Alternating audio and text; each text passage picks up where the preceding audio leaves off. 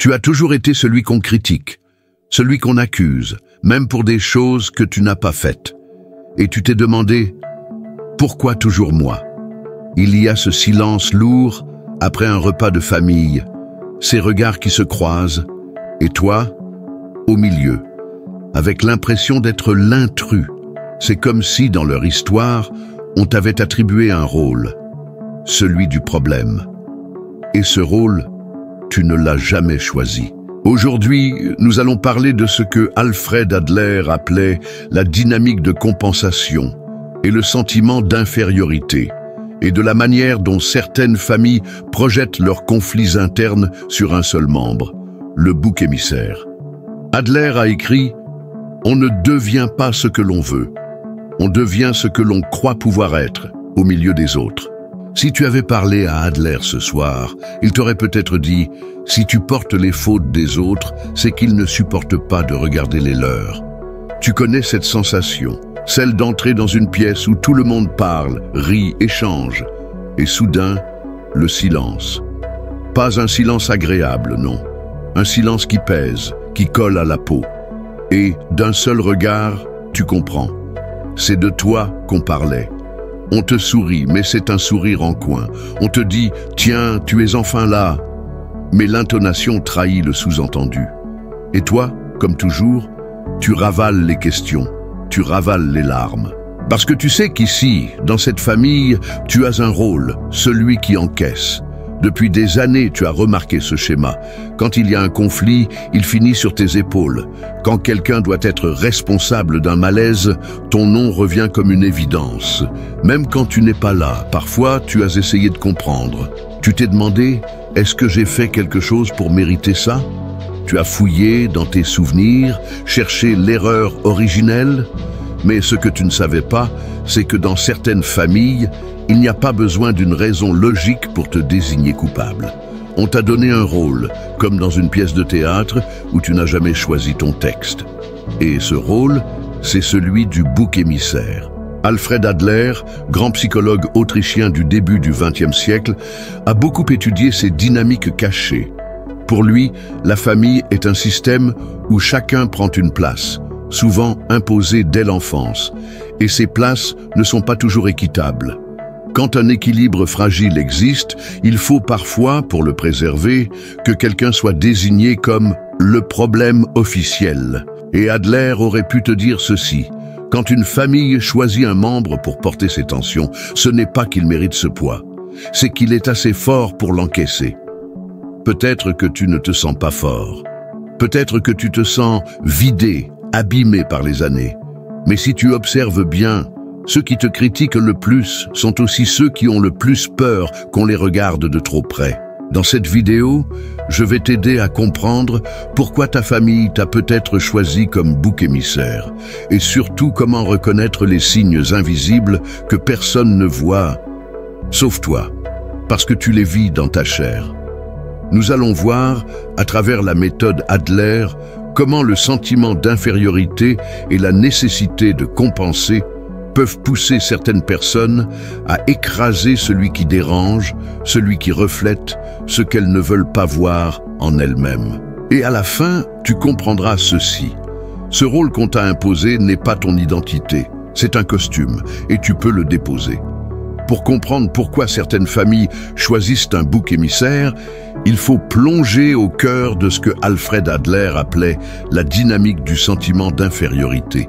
Adler observait que chaque être humain, dès l'enfance, se forge une idée intime de sa propre valeur. Cette perception n'est pas toujours réaliste. Elle naît du regard des autres, des comparaisons, des mots qu'on nous répète. Si, dans une famille, un ou plusieurs membres portent une profonde insécurité intérieure, ils peuvent chercher à compenser ce vide en projetant leurs failles sur un autre. Et c'est là que naît le mécanisme du bouc émissaire. 1.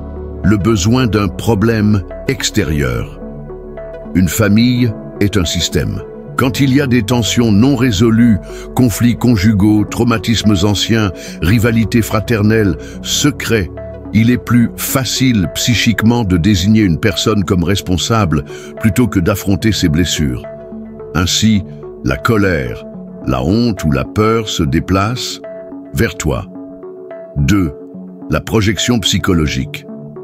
C'est un concept clé qu'Adler et d'autres, comme Freud, ont décrit.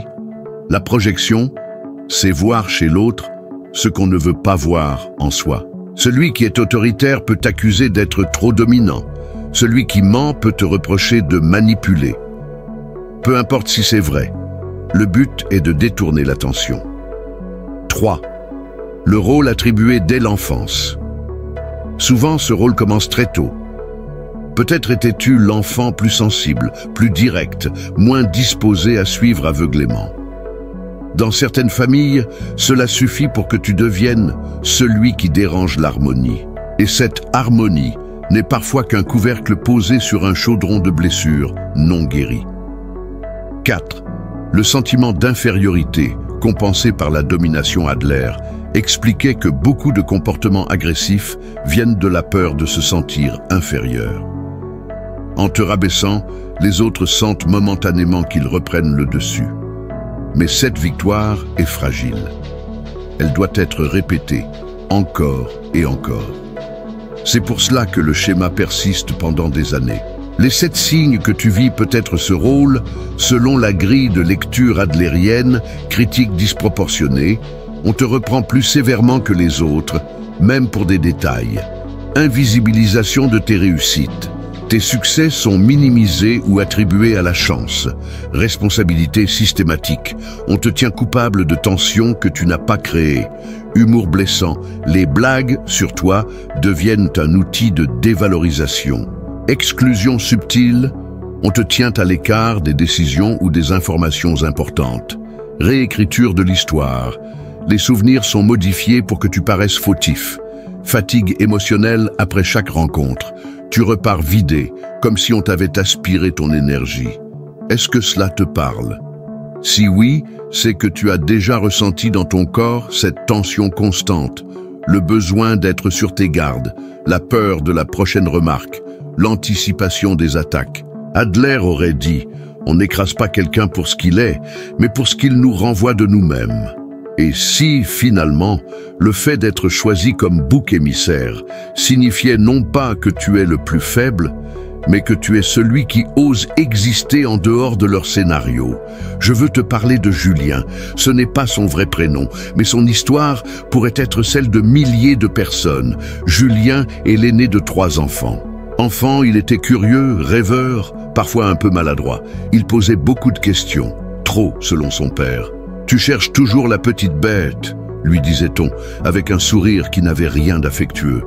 À 14 ans, un incident a marqué le début de son rôle. Son frère cadet avait cassé un vase précieux en jouant au ballon dans la maison. Mais ce jour-là, le père de Julien rentra en colère et sans même écouter les explications, il cria « Julien, encore toi, tu ne surveilles jamais ton frère ». La sanction tomba, privé de sortie pendant 1 mois. Julien ne dit rien. Il pensait que ce n'était qu'une injustice passagère. Mais les années passèrent, et chaque conflit semblait lui retomber dessus. Une facture oubliée? C'était Julien qui n'avait pas rappelé. Une dispute entre ses parents. On finissait par lui reprocher de mettre de la tension dans la maison. À l'université, il décida de prendre ses distances. Il appelait moins, venait aux repas de famille seulement, aux grandes occasions.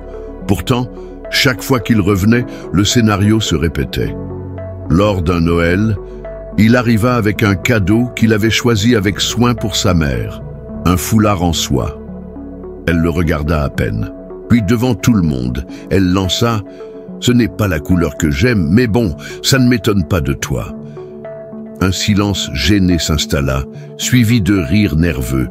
Julien fit semblant de sourire, mais à l'intérieur il sentait une brûlure, cette douleur sourde d'être toujours à côté, jamais comme il faut. Le moment le plus dur arriva quand son père tomba malade. Julien passait chaque week-end à l'hôpital, veillant la nuit, organisant les soins. Mais lorsque son père mourut, un cousin l'accusa devant la famille réunie de ne pas avoir fait assez pour lui. Personne ne le défendit. Même sa sœur détourna les yeux. Ce soir-là, en rentrant chez lui, Julien s'assit dans le noir. Il se répéta les mots qu'il avait entendus depuis toujours « Tu es trop sensible ». Tu es égoïste. Tu cherches toujours le problème. Et une pensée terrible lui traversa l'esprit. Peut-être qu'ils ont raison. Peut-être que je suis vraiment le problème. C'est ça, le poison du rôle de bouc émissaire. Ce n'est pas seulement ce qu'on te dit, c'est ce que tu finis par croire. C'est la manière dont, petit à petit, tu t'effaces jusqu'à te demander si ta présence n'est pas une gêne, partout où tu vas. L'histoire de Julien illustre parfaitement ce que Alfred Adler appelait un rôle imposé dans le système familial. Dans sa théorie, chaque membre d'une famille occupe une place, souvent déterminée très tôt dans l'enfance. Et cette place influence la manière dont il se voit et dont les autres le traitent. 1. La désignation précoce. Dès l'épisode du vase, Julien a été désigné comme responsable. Il n'a pas seulement reçu une punition injuste, il a reçu une étiquette. Et une étiquette répétée devient une identité. Dans le langage psychologique, on parle ici de conditionnement identitaire. Les comportements de l'entourage sculptent la perception que l'on a de soi-même. Adler voyait cela comme une erreur de perception de soi, induite par le groupe. Julien n'était pas plus fautif que les autres, mais le récit familial le présentait toujours comme le maillon faible. Et 2. Le mécanisme de projection. Les membres de la famille, en particulier ceux qui se sentaient eux-mêmes en échec, ont projeté sur Julien des caractéristiques qu'il refusait de voir en eux. Par exemple, sa mère, insatisfaite de sa propre vie, dévalorisait ses attentions pour ne pas affronter le manque d'amour qu'elle ressentait. Son frère, coupable de certaines erreurs, se soulageait en reportant la faute sur Julien. La projection est puissante, car elle invisibilise la vérité. Tant que Julien est le problème, on n'a pas à se regarder en face. 3. Le sentiment d'infériorité et la compensation. Adler a montré que le besoin de rabaisser l'autre vient souvent d'un sentiment profond d'infériorité. Les critiques, les humiliations et les mises à l'écart permettent de créer une illusion de supériorité momentanée. Ceux qui attaquent Julien n'agissent pas toujours par pure méchanceté consciente. Ils défendent leur ego blessé. Mais cette défense a un prix. Elle condamne le bouc émissaire à vivre avec une blessure d'injustice permanente. 4. L'isolement stratégique. Dans de nombreuses familles dysfonctionnelles, isoler un membre sert à renforcer la cohésion du reste du groupe. C'est un mécanisme qu'Adler rapprochait de la logique du clan. Avoir un ennemi commun soude les autres. Dans le cas de Julien, chaque pique, chaque moquerie renforçait la complicité entre les autres, pas avec lui. 5. La croyance internalisée. Ce qui est le plus destructeur dans ce processus, ce n'est pas seulement l'attaque extérieure, mais le moment où la victime commence à y croire. Julien, seul dans le noir, se demande s'il est réellement le problème. C'est ici que la blessure devient identité psychique. À ce stade, Adler aurait insisté. Aucun individu n'est condamné par le rôle qu'on lui donne, mais il doit d'abord reconnaître qu'il le porte. Comparaison avec Erich Fromm. Fromm aurait parlé ici d'aliénation affective. On t'aime, mais à condition que tu restes dans le rôle qu'on a choisi pour toi. Si tu en sors, l'amour devient conditionnel, voire disparaît. Julien n'est donc pas faible ou défectueux. Il est le miroir qui renvoie aux autres ce qu'ils ne veulent pas affronter. Et ce miroir, on préfère le casser plutôt que d'y plonger les yeux. Et si ce rôle que tu portes depuis des années n'était pas une malédiction mais un message? Adler disait « Être humain, c'est être relié aux autres, mais pas au prix de soi-même. » Ces mots changent tout, parce qu'ils posent une vérité simple. Ta valeur n'est pas négociable. Elle n'a pas besoin de l'approbation de ta famille. Elle n'a pas besoin d'être validée par ceux qui t'ont désigné coupable. Un nain voit le costume, pas l'identité. La première étape, c'est de comprendre que bouc émissaire est un costume social, pas ton essence. Ce rôle a été cousu par des mains tremblantes de peur, brodé avec des phrases blessantes et posé sur tes épaules pour masquer d'autres vérités. Ferme les yeux un instant, visualise ce costume, lourd, rêche, inconfortable. Vois comment il t'empêche de respirer librement. Et imagine-toi en train de le poser doucement au sol. Rompre le cycle de la croyance. Le poison du bouc émissaire, ce n'est pas seulement l'accusation extérieure, c'est le moment où tu commences à y croire, où ta voix intérieure reprend les phrases des autres. Je suis difficile. Je suis le problème. Pour briser ce cycle, Adler conseillait de réécrire le récit intérieur. Au lieu de « je suis le problème », tu peux te dire « je suis celui qui a vu ce que les autres refusent de voir ». C'est une position inconfortable, mais précieuse. 3. Retirer la permission. Pendant des années, tu as laissé, souvent inconsciemment, les autres décider de ton rôle. Aujourd'hui, il est temps de retirer cette permission. Tu n'as pas besoin d'une confrontation brutale ou de cris. Parfois, le changement commence par un silence, mais un silence choisi, celui qui dit « Je ne jouerai plus ce rôle ». 4. La liberté intérieure. Viktor Frankl, survivant des camps et psychiatre, disait « On peut tout enlever à un homme sauf une chose, la liberté de choisir son attitude. Tu ne pourras peut-être pas changer le regard que ta famille porte sur toi, mais tu peux changer le regard que toi tu portes sur toi-même. C'est là que réside ta victoire. La vraie libération n'arrive pas le jour où les autres te reconnaissent, mais le jour où leur reconnaissance n'est plus nécessaire à ta paix intérieure. 5. Projection dans l'avenir. Imagine-toi dans 10 ans. Tu es assis dans un endroit que tu aimes. Les voix qui te blessaient sont lointaines, presque inaudibles. Tu ressens un calme étrange, celui qui vient quand on n'a plus besoin de se justifier. Tu n'es plus le rôle qu'on t'avait imposé. Tu es redevenu toi. Retiens ceci, si tu as été choisi comme bouc émissaire, c'est que, d'une certaine façon, tu échapperas toujours à leur contrôle. Et ça, c'est une force qu'ils ne comprendront jamais. Il y a une image que j'aimerais que tu gardes avec toi. Imagine un grand feu de camp, la nuit. Autour de ce feu, ta famille parle, rit, échange, mais pas avec toi. Toi, tu es un peu plus loin, dans l'ombre. Pendant des années, tu as cru que c'était toi qui étais hors du cercle, parce que tu ne valais pas assez pour y entrer. Mais un jour, tu t'aperçois d'une chose, l'ombre où tu es est calme. Leurs rires sont parfois faux, et ce feu qu'ils entretiennent ensemble brûle souvent de colère et de non-dits. Tu n'étais pas dehors parce que tu étais moins, tu étais dehors parce que tu étais ailleurs. Et cet ailleurs est peut-être l'espace où tu peux enfin respirer. 1. L'illusion du rejet. Ce que tu as vécu, les moqueries, les accusations, les silences lourds, peut donner l'impression que ta valeur dépend de leur approbation. Mais si tu regardes avec lucidité, tu verras que ce rejet n'était pas une évaluation de ta valeur. C'était un mécanisme de survie du groupe.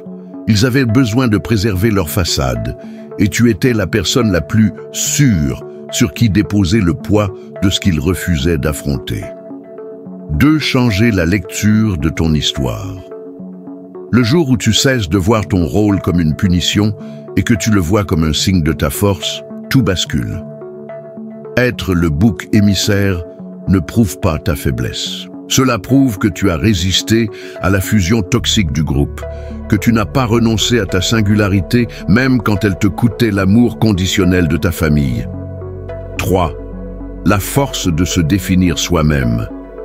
Adler disait « Ce qui compte, ce n'est pas ce que la vie nous fait, mais ce que nous faisons avec ce que la vie nous fait. » Aujourd'hui, tu peux décider de ne plus porter l'étiquette qu'on t'a collée, de ne plus jouer le rôle écrit pour toi, de te définir selon ta propre vérité. Et cette décision, personne ne peut te l'enlever. 4. Un rituel intérieur. Si tu le veux, tu peux créer un petit rituel symbolique. Prends une feuille, écris toutes les phrases blessantes qu'on t'a répétées, puis brûle-la ou déchire-la lentement en te disant « Je rends ce qui ne m'appartient pas ». Ce geste n'effacera pas le passé, mais il te rappellera que tu n'as plus à porter ce fardeau. 5 phrases clés à retenir. Souviens-toi de ceci. Ce n'est pas ta différence qu'ils rejettent, c'est leur reflet dans tes yeux qu'ils ne supportent pas. 6. Invitation à se libérer ensemble. Si tu ressens que ces mots ont touché quelque chose en toi, écris en commentaire. Je ne suis plus leur bouc émissaire. C'est plus qu'une phrase, c'est un acte symbolique, le début d'un récit que tu écris pour toi. Et enfin, si cette vidéo t'a fait du bien, abonne-toi. Pas pour moi, pas pour les chiffres, mais pour ne plus jamais te sentir seul dans cette vérité que tu portes depuis trop longtemps, pour faire partie de ceux qui, comme toi, ont choisi de déposer le costume et de marcher enfin à visage découvert.